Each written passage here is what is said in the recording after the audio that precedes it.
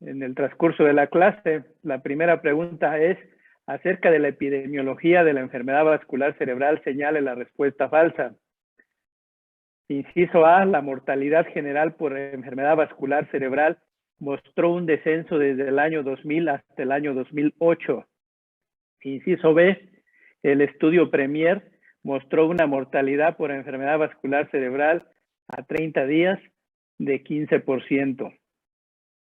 Inciso C, la enfermedad vascular cerebral a nivel mundial representa la tercera causa de muerte.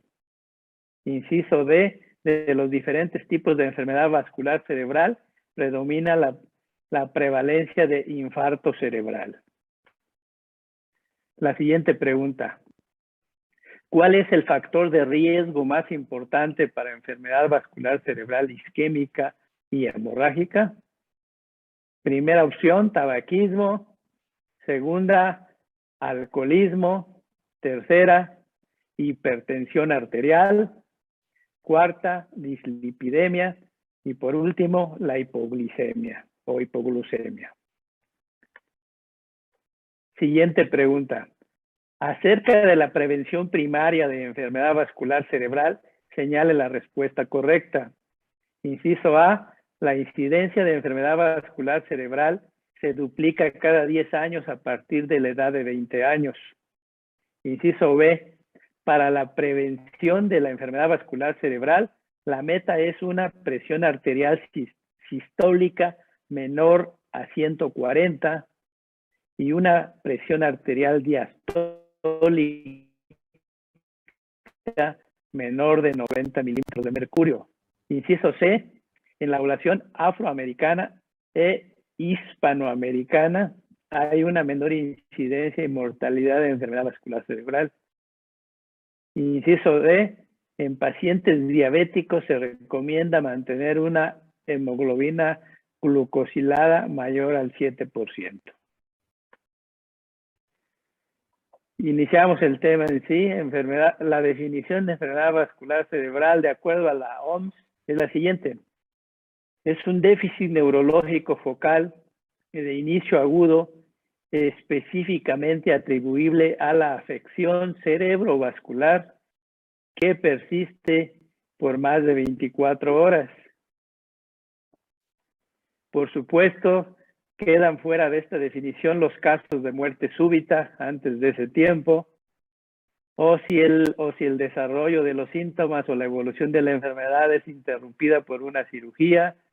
En este caso, pues lo más común son los procedimientos intervencionistas, como es la trombectomía endovascular, ¿sí? Y si no es atribuible a algún otro proceso patológico, como una crisis convulsiva, un tumor cerebral, un episodio de hipoglucemia, una encefalopatía metabólica o incluso alguna somatización, ¿sí? De algún paciente que presenta una crisis nerviosa. Por supuesto, aquí entra en controversia pues la isquemia cerebral transitoria, porque la isquemia cerebral transitoria generalmente su definición son síntomas que duran menos de 24 horas. ¿Sí? Entonces, haciendo esa aclaración, pues es la definición de la OMS. ¿Cuáles son los tipos de enfermedad vascular cerebral? En general tenemos 5 tipos con fines de estudio. El ataque isquémico transitorio, que es el que les acabo de mencionar, que los síntomas generalmente se resuelven en menos de 24 horas. El infarto cerebral, la hemorragia intracerebral, la hemorragia subaracnoidea y la trombosis venosa cerebral. Vamos a contestar la primera pregunta. La epidemiología de la enfermedad vascular cerebral, de acuerdo a los diferentes estudios que se han realizado, como en el primer estudio sobre incidencia de enfermedad vascular cerebral en México, se estima que ocurren 230 casos por 100,000 habitantes mayores de 35 años y hay una prevalencia de 8 casos por 1,000 habitantes. La tasa global de casos fatales de pacientes hospitalizados por esta enfermedad es de 34%, alcanzando inclusive hasta el 50% en la enfermedad vascular cerebral. Esto de acuerdo pues a la revista mexicana de neurociencias del 2010, ahí enunciada, ¿sí? Se realizó un estudio que se llama PREMIER, que es el Registro Mexicano de Isquemia Cerebral, mostrando una mortalidad a 30 días del 15%, misma que incluso aumentó hasta 30%, o sea, el doble en un año. La importancia de la enfermedad vascular cerebral a nivel mundial, pues, está dada porque es en general la tercera causa de muerte, con cerca de 5 millones de defunciones anuales, solamente superada por la enfermedad coronaria y el cáncer. Bueno, ahora está el COVID, pero bueno, antes del COVID son estas estadísticas y se consideraba en este tiempo la tercera causa de muerte, ¿sí? Y por lo tanto, la enfermedad vascular cerebral es un problema de salud pública tanto en México como a nivel mundial, ¿sí? La mortalidad general atribuible a la enfermedad vascular cerebral mostró un patrón de ascenso, ¿sí? Desde el año 2000, donde se reporta alrededor de 25 casos por 100,000 habitantes y como cuarta causa, y hasta el 2008, que aumenta hasta 28 por 100,000 habitantes y ya constituye la tercera causa. Entonces, por lo tanto, pues en general se ha visto un ascenso en lugar de un descenso. En México, en el año 2013, esta enfermedad representó la tercera causa de muerte entre la población mayor de 65 años, ¿sí? Con 445 defunciones. Y en la primera década del siglo XXI, el 40% de las personas con ictus isquémico fueron mayores de 75 años. Esto pues generalmente se debe pues a la arteriosclerosis que se va presentando conforme avanza la edad.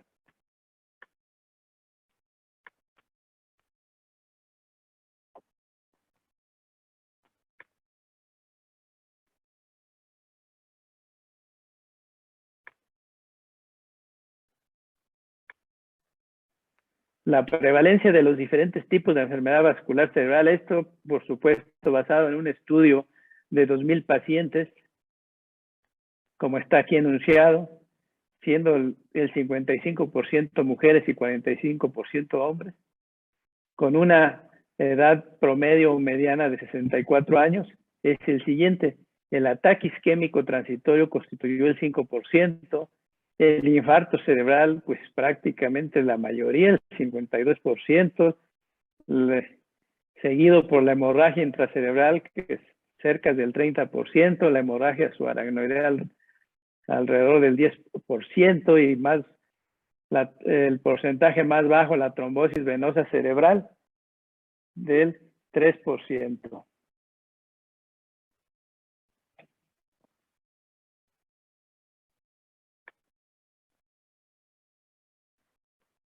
¿Cuáles son las causas de los diferentes tipos de enfermedad vascular cerebral?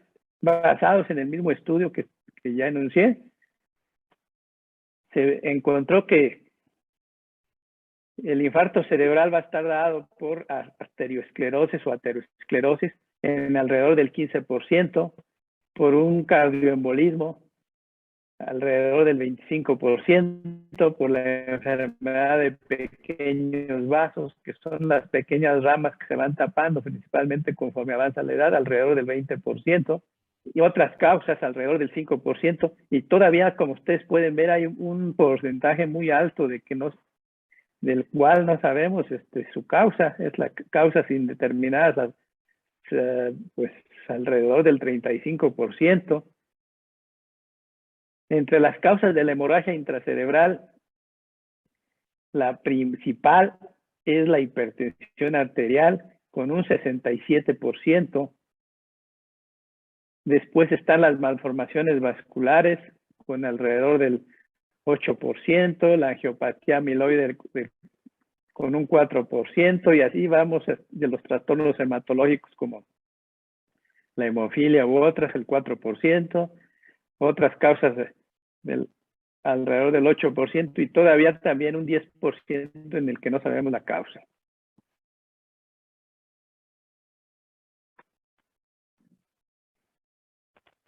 Las causas de la hemorragia subaracnoidea, pues la principal es la ruptura de un aneurisma cerebral, con alrededor del 85%. Luego le sigue la hemorragia subaracnoidea llamada perimesencefálica, que generalmente es benigna y pues no es de origen, en general se considera que no hay ruptura de ningún aneurisma. Ese es el diagnóstico diferencial que debemos de hacer en algunos pacientes. Otras causas es el 2% y también una causa indeterminada, pues alrededor del 5%. Y entre las causas de la trombosis venosa cerebral, pues siempre debemos de recordar el puerperio y el embarazo, que constituyen alrededor del 50%, el uso de anticonceptivos, que anda alrededor del 13%, otras causas, el 17%, y también un porcentaje importante que no sabemos, alrededor del 23%. Acerca del pronóstico, a 30 días basados en este mismo estudio, hubo una recuperación excelente, alrededor del 41%. Ahorita vamos a ver la escala de ranking, ¿sí? Con personas que tuvieron secuelas leves o moderadas, alrededor del 18%, secuelas graves en el 20%, y también una defunción, pues, también importante, ¿verdad? Alrededor del 20%.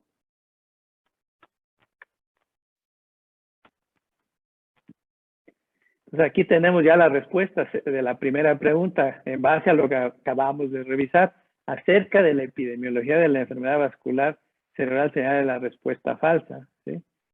Pues la respuesta falsa es esta: la mortalidad general mostró un descenso. Ya vimos que no hay descenso, al contrario, hay un ascenso. Esta es la escala modificada de ranking para enfermedad vascular cerebral. Como ustedes pueden ver, va del 0 al 6. Entre más baja, pues el paciente está mejor. El 0, recuperación completa, síntomas leves. Va aumentando la discapacidad hasta la defunción con el número 6.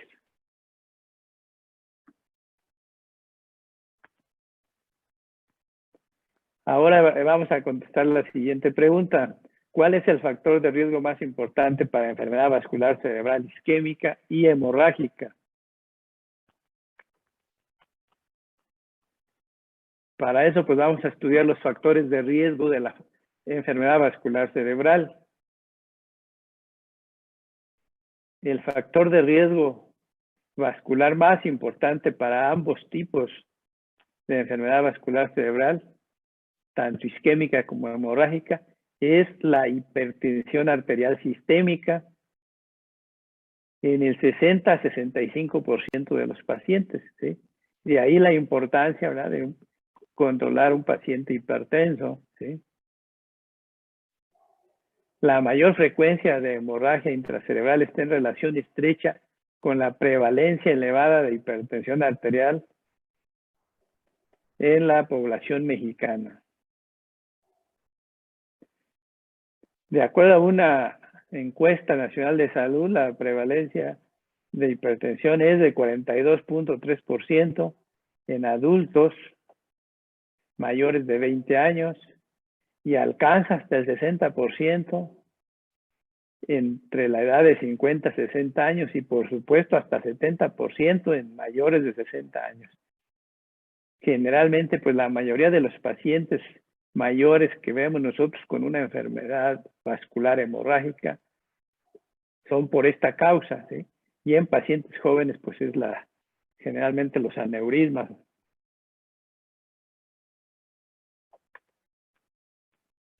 Entonces, pues aquí tenemos ya la respuesta, ¿verdad? La hipertensión arterial es el factor de riesgo más importante para enfermedad vascular cerebral isquémica y hemorrágica.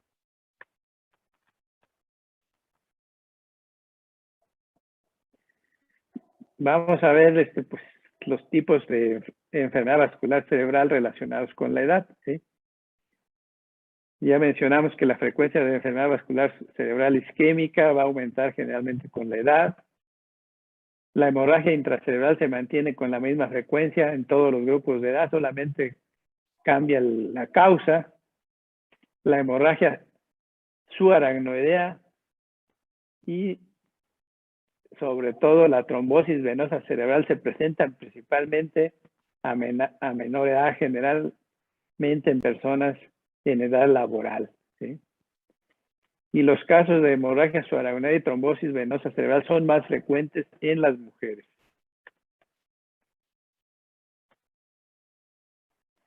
Por supuesto, los antecedentes de una enfermedad vascular cerebral previa, la diabetes y la fibrilación auricular se relacionan con eventos cerebrovasculares isquémicos, dado que esto nos indica que hay un daño previo en la circulación. La diabetes, pues por supuesto, va a dañar también la circulación, y el embolismo de una fibrilación auricular, pues generalmente va a ser hacia el cerebro.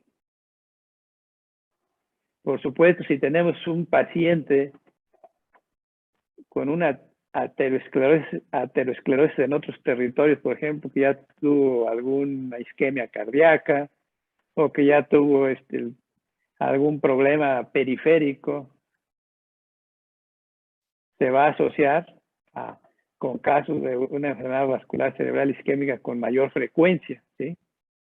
En el 15% de las mujeres en edad reproductiva, el evento cerebrovascular se va a asociar al embarazo, al puerperio, y en particular, como ya mencionamos, con la trombosis venosa cerebral. Entonces, cuando ustedes vean una trombosis venosa cerebral, hay que pensar siempre en una mujer que habitualmente en edad reproductiva.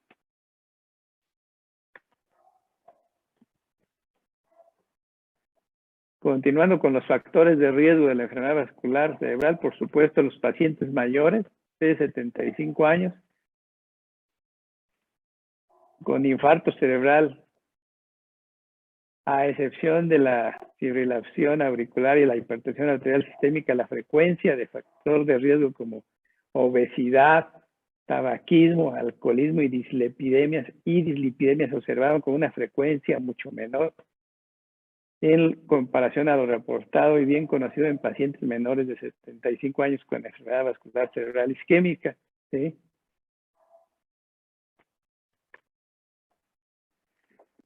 Por supuesto, si nosotros conocemos todos esta epidemiología, pues nos va a permitir pues tener cierto grado de prevención, ¿sí?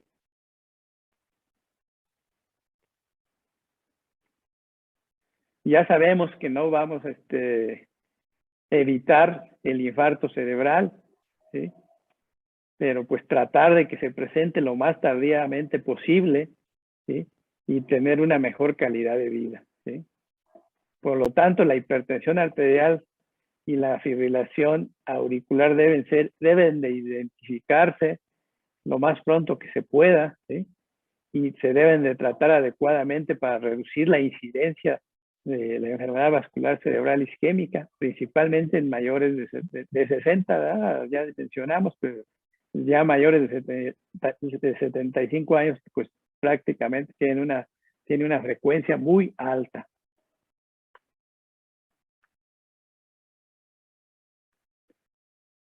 Acerca de la prevención primaria de enfermedad vascular cerebral, señale la respuesta correcta.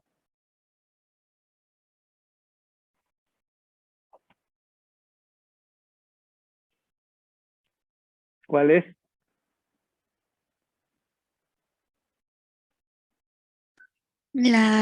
Para la prevención de EBC, la meta es presión arterial sistólica menor a 140 y diastólica menor de 90. Así es, correcto. Eso es lo más importante. Recuerden, la presión arterial siempre debe tener una vigilancia estrecha en estos pacientes. También tenemos en la prevención primaria de enfermedad vascular cerebral, tenemos factores de riesgos no modificables, ¿sí?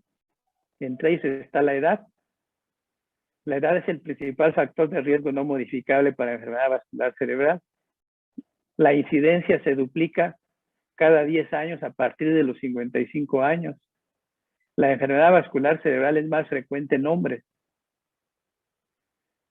Los hombres tienen mayor incidencia según la edad, a excepción de los grupos de entre 35 y 44 años y mayor de los 85 años.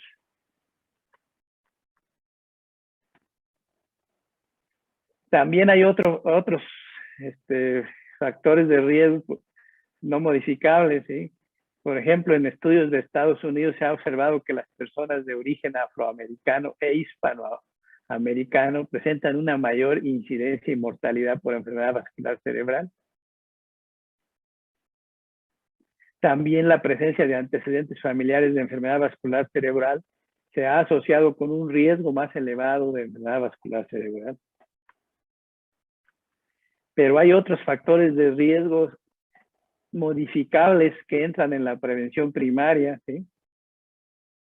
Entre estos tenemos pues la hipertensión arterial, la diabetes, la dislipidemia, el tabaquismo.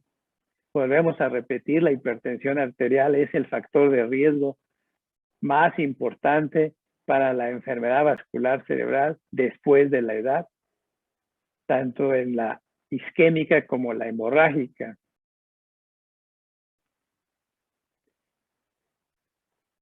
El riesgo de enfermedad vascular cerebral pues va a ser hasta 5 veces superior entre los pacientes con hipertensión arterial sistémica. Y esto se ha visto a partir de cifras superiores a 115/75. En la presión arterial existe un incremento lineal del riesgo de enfermedad vascular cerebral, siendo ya muy quisquillosos, ¿sí? Entonces, entre los factores de riesgos modificables para la prevención de enfermedad vascular cerebral en la población general, la meta es la presión arterial, es mantener la presión sistólica menor a 140 y la diastólica menor a 90 milímetros de mercurio. Ya saben que son las cifras convencionales que se toman para pensar que un paciente ya es hipertenso. Los pacientes con diabetes también tienen una mayor susceptibilidad para el desarrollo de arteriosclerosis o aterosclerosis y por lo tanto tienen una mayor prevalencia de hipertensión arterial, obesidad y dislipidemia, por lo que aumenta el riesgo de la enfermedad coronaria. La enfermedad vascular cerebral aumenta entre 2 y 6 veces en pacientes diabéticos y hasta el 9% de las recurrencias están directamente también relacionadas a la diabetes.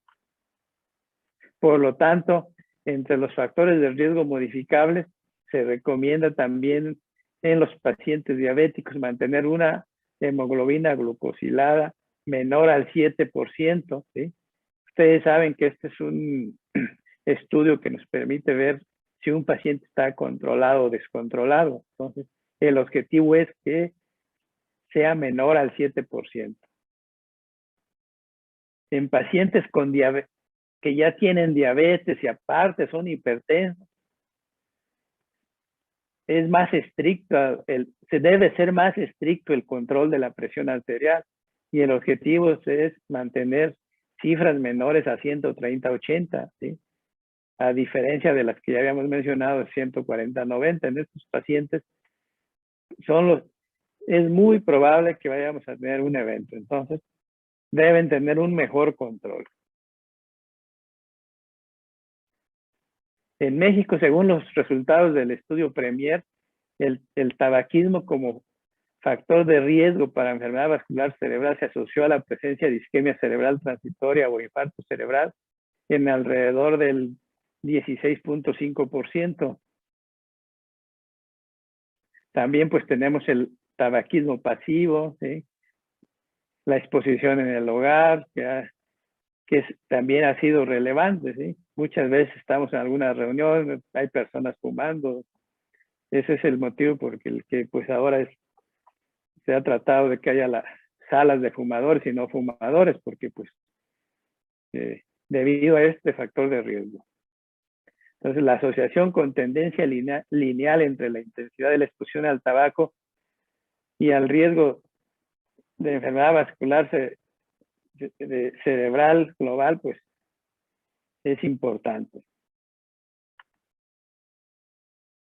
Por lo tanto, este también es un factor de riesgo modificable. Se recomienda el abandono del hábito tabáquico, ya que también con esto se va a reducir considerablemente el riesgo de sufrir los diferentes tipos de enfermedad vascular cerebral, ¿sí? Por supuesto, la disminución del riesgo de enfermedad vascular cerebral va a ser proporcional al tiempo de que se deja este hábito, ¿sí? Una revisión sistemática demostró una reducción de la mortalidad hasta un 36% en pacientes con enfermedad coronaria que abandonaron el tabaquismo.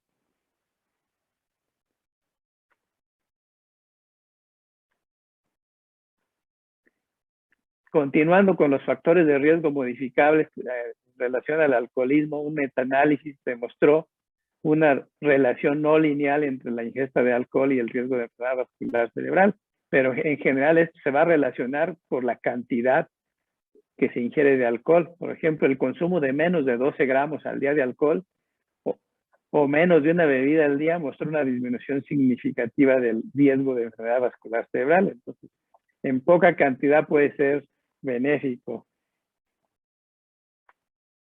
Pero el consumo de más de 60 gramos al día o de más de 5 bebidas al día incrementó significativamente el riesgo de enfermedad vascular cerebral.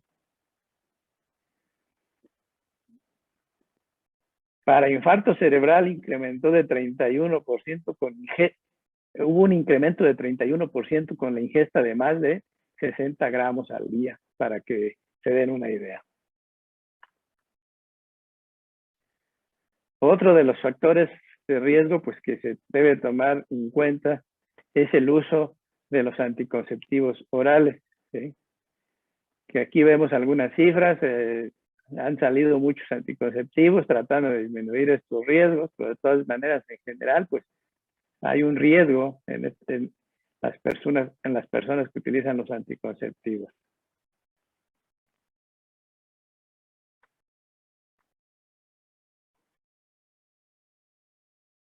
Y pueden ver pues las diferentes generaciones de los anticonceptivos tratando de disminuir estos riesgos. Se recomienda, por lo tanto, informar adecuadamente sobre los riesgos asociados a la enfermedad vascular cerebral y el uso de anticonceptivos orales y de la terapia de sustitución hormonal en mujeres posmenopáusicas. Cuando tenemos ya una paciente que presentó una trombosis venosa cerebral, pues definitivamente tendremos que suspender los anticonceptivos y buscar otras opciones.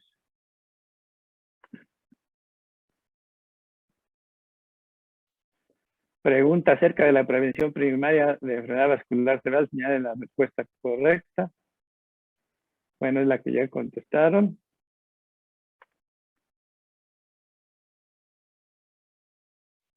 Ahora vamos a hablar de la prevención secundaria. La prevención primaria se refiere a alguien que nunca ha tenido una enfermedad vascular cerebral.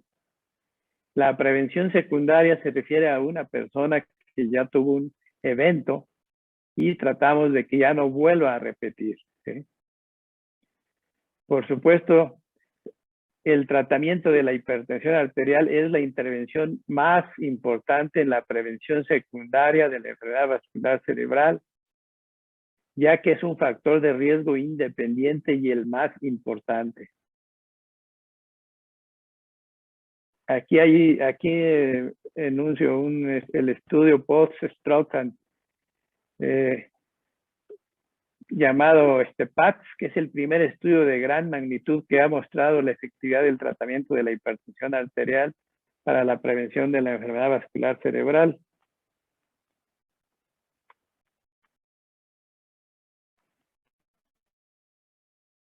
También se han hecho múltiples estudios como El estudio Progress, que también demostró lo mismo, que el tratamiento adecuado de la hipertensión en la prevención secundaria de la enfermedad vascular cerebral.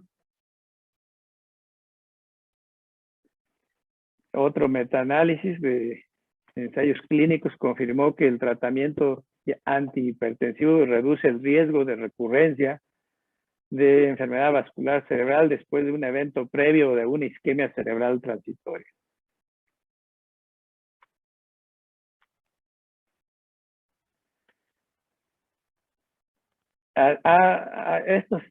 Este estudio ha mostrado hasta una reducción del 30 a 40% de enfermedad vascular cerebral en sujetos con hipertensión arterial y que se encuentran bajo tratamiento, por supuesto, bajo tratamiento adecuado.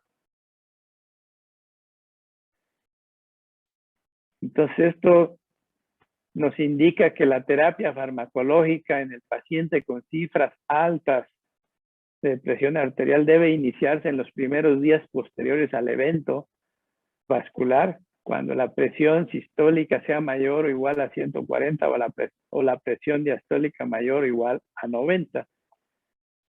Pero aquí cabe aclarar que cuando tenemos un paciente con un evento isquémico, también no conviene bajar la presión en forma tan rápida, porque también el organismo se defiende tratando de llevar la mayor cantidad de sangre hacia el cerebro.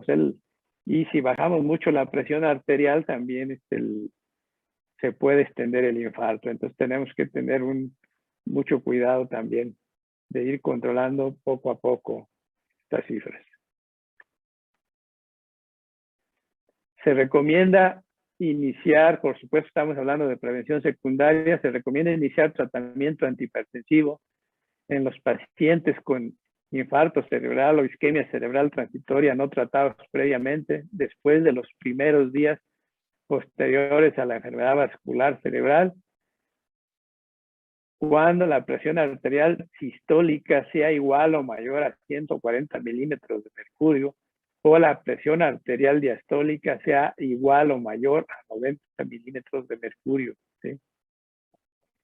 Se debe reiniciar el tratamiento antihipertensivo después de los primeros días en pacientes que ya están diagnosticados previamente con hipertensión arterial y por supuesto que hayan tenido un evento isquémico.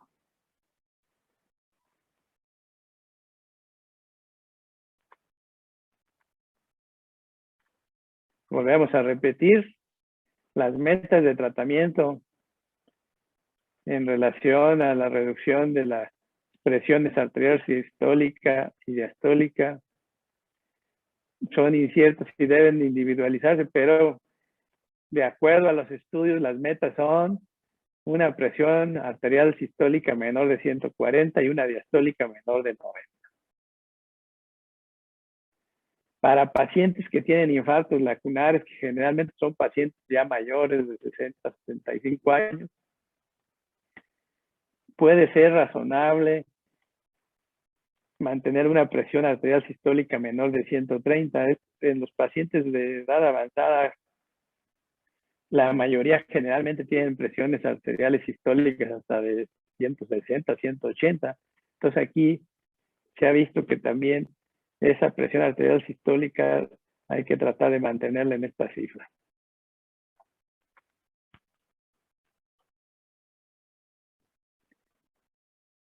En relación también a la prevención secundaria, pues entra la terapia antitrombótica, ¿sí? Para eso pues se han hecho múltiples estudios y en los que se ha visto estos resultados, a excepción de los pacientes con fibrilación auricular, donde por supuesto está indicada la anticoagulación, ¿sí?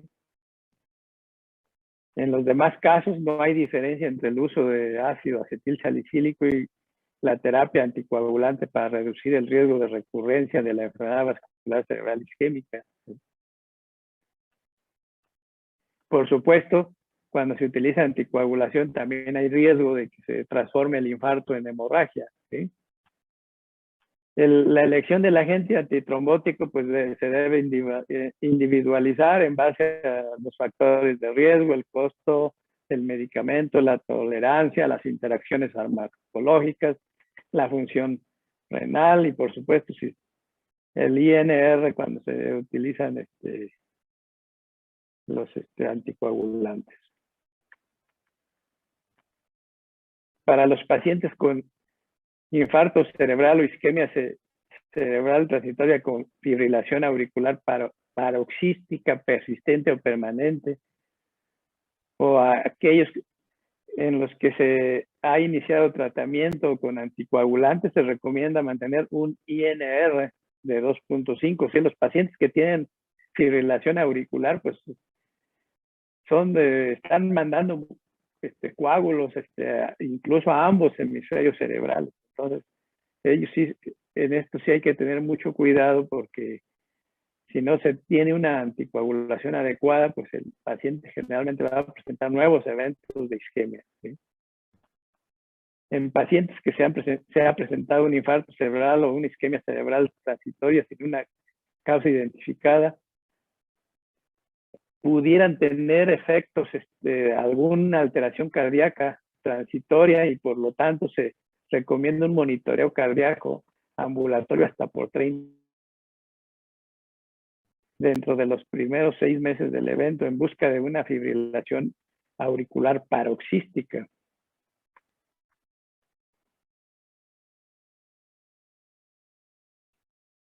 Hay pacientes que ya, bueno, ya ahora ya los anticoagulantes pues los tenemos también por vía oral, ¿sí?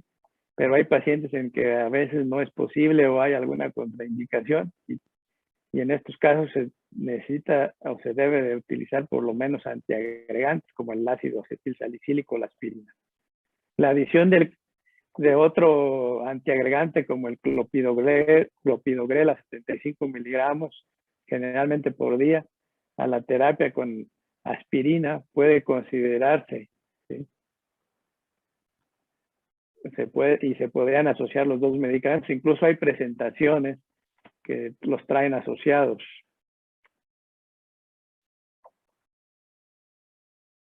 Para la mayoría de los pacientes que tienen un evento isquémico y además tienen una fibrilación auricular, es razonable iniciar la anticoagulación oral dentro de los 14 días posteriores al inicio de los síntomas neurológicos.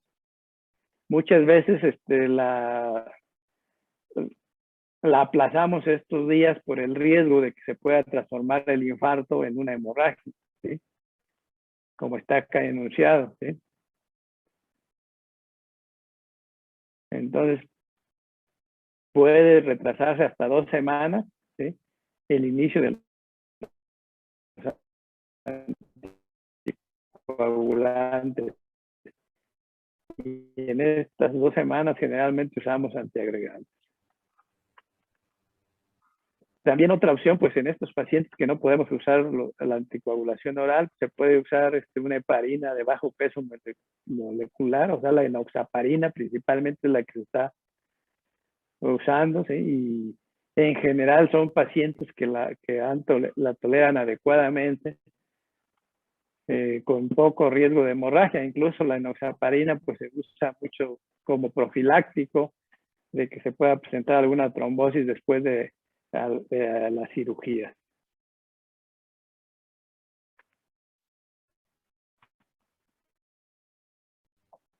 Bueno, vamos a ver algunas causas cardíacas potenciales de embolismo, ya que es uno de los motivos o de las causas principales de infartos grandes, principalmente a la arteria cerebral media y por lo tanto con alta mortalidad. Entonces, entre las causas cardíacas que pueden tener indicación de tratamiento con anticoagulantes están estas que hay que tomar en cuenta en la historia clínica cuando ustedes se enfrentan a un paciente en la sala de urgencias principalmente. Entonces hay pacientes que tienen válvulas cardíacas mecánicas, un paciente que tuvo una fiebre reumática de joven y se le dañó una válvula cardíaca y lo tuvieron que operar y le hicieron una valvuloplastía. ¿Sí? Pacientes que tienen trombosis ventricular izquierda Esto se puede diagnosticar por medio de ecocardiografía, pacientes con cardiomiopatía dilatada, ya que tienen una insuficiencia cardíaca crónica, lo que ya mencionamos, la enfermedad valvular reumática, o pacientes que tuvieron un infarto agudo al miocardio, ¿sí? Que debido a esto, pues ya el corazón no funciona adecuadamente. Entonces, todas estas patologías tienen indicación de terapia anticoagulante por el alto riesgo de embolizar, principalmente es el cerebro.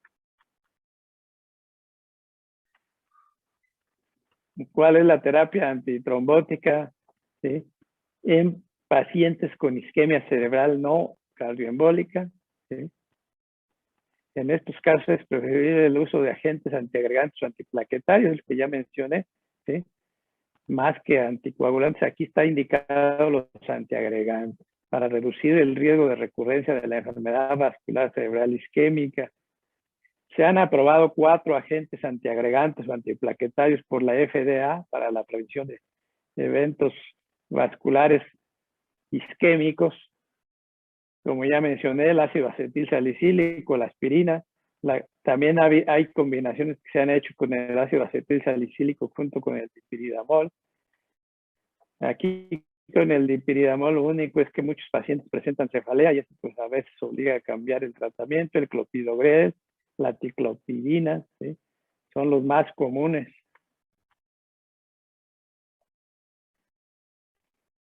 Y pues estos medicamentos antiagregantes han reducido el riesgo de enfermedad vascular cerebral, ¿sí?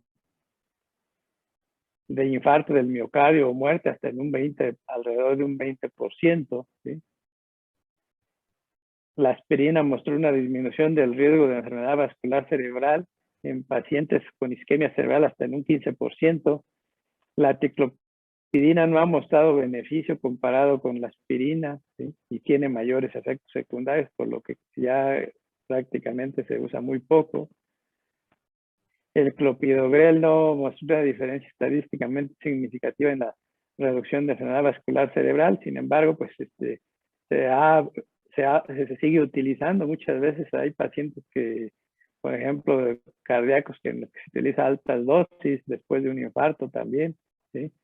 Entonces sigue teniendo todavía su lugar. Ya mencionamos el ácido acetil salicílico más el dipiridamol son menos tolerados, y principalmente por la cefalea relacionada al dipiridamol más que por la aspirina.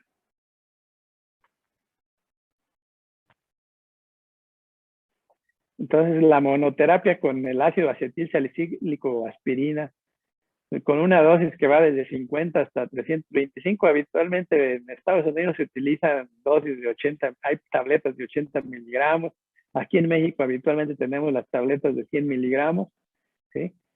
Y está indicada esta dosis diariamente para el tratamiento inicial después de un infarto cerebral o una isquemia cerebral transitoria para la prevención de enfermedad vascular cerebral isquémica.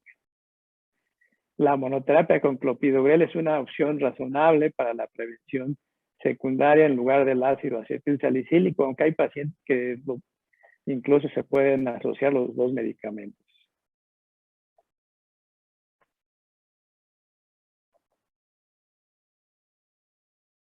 Aquí está que la combinación que les mencioné, ¿sí? En general no se recomienda, pero pues bueno, si se llega a utilizar, que no debe ser en forma prolongada. Muchas veces se asocian algunos meses después de un evento y ya después se debe dejar uno u otro de los medicamentos si se considera que hay alto riesgo.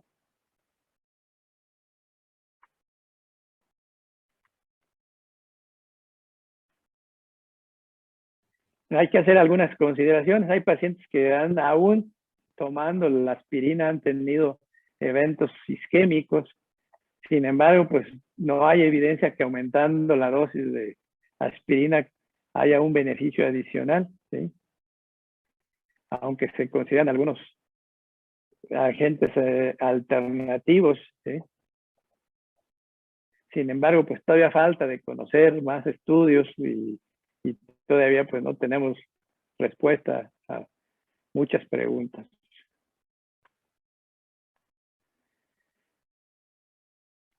Otro de de las consideraciones que se tiene en la prevención secundaria es la dislipidemia, o sea, el aumento del colesterol y triglicéridos, ¿sí? También en relación a la dislipidemia, pues se ha visto que el tratamiento con estatinas con efectos intensivos en la disminución de lípidos ha mostrado ser efectivo para disminuir el riesgo de enfermedad vascular cerebral isquémica. Por lo tanto, pues hay varias metas, ¿verdad? Como los niveles del colesterol LDL igual o mayor a 100. Y pues aquí, bueno, aquí no está mencionado, pero el HDL pues es el colesterol bueno, que el plan es que ese colesterol HDL esté elevado, ¿sí? Y bajar estos otros tipos de colesterol que son los que se ha visto que aumentan el riesgo de obstrucción de las arterias. De este tratamiento, las estatinas son las únicas que se les ha visto utilidad, e incluso muchas veces se pregunta a algunos médicos por qué estamos tratando a un paciente con estatinas si tiene sus niveles de colesterol bien. Entonces, el motivo de esto es la prevención secundaria de un nuevo infarto cerebral. Incluso se pueden utilizar dosis bajas ya cuando el paciente tiene las cifras adecuadas de colesterol o las cifras meta. Los otros agentes para bajar el colesterol no han mostrado impacto significativo en la prevención secundaria. Por lo tanto, se recomienda el uso de terapia con estatinas como medida de prevención secundaria en todos los pacientes con antecedentes de infarto cerebral o isquemia cerebral transitoria de origen ateroesclerótico, ¿sí? Y ajustar el objetivo es un LDL menor de 100 miligramos por decilitro. Esto pues lo van a pidiendo un estudio de un perfil de lípidos, pues les van a mostrar los diferentes tipos de colesterol y sería la meta. En relación a la prevención de mellitus, pues se ha visto que la diabetes se asocia con un incremento de riesgo para el primer evento de 1.5 a 3.7, ¿sí? Alrededor, a nivel de la población de diabéticos, va a ser responsable de alrededor del 8% del primer evento, ¿sí? Por lo tanto, es útil después de un evento isquémico el control adecuado de la diabetes, ¿sí? Para esto, pues, como ustedes saben, pues se debe hacer la medición de la glucosa en ayuno, ¿sí? Con el llamado dextrostig, y se debe de realizar incluso la hemoglobina glicosilada o glucosilada, ¿sí? Con la meta que ya mencionamos, ¿verdad? Para tener un control adecuado, o incluso en pacientes que tienen dudas, hay pacientes que son prediabéticos y en estos pacientes se debe de hacer una prueba de tolerancia a la glucosa.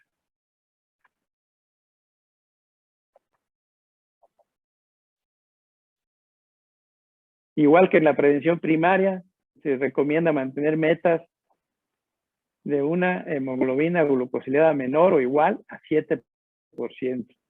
Una glucosa en ayuno lo ideal es que se mantenga pues más baja, ¿sí? Y una glucosa postprandial a 90 y 120 minutos se realiza con la llamada curva de tolerancia a la glucosa menor de 180. Ya se considera que pacientes que tienen arriba de las cifras, habitualmente la mayoría de los laboratorios es 110, si hay un paciente que tiene de 110 a 130, se consideran prediabéticos y entonces ellos ya deberían de cuidarse como un paciente diabético. Pues bueno, en términos generales es el tema a tratar. Entonces, si tienen alguna pregunta, comentario, con gusto estoy a su disposición.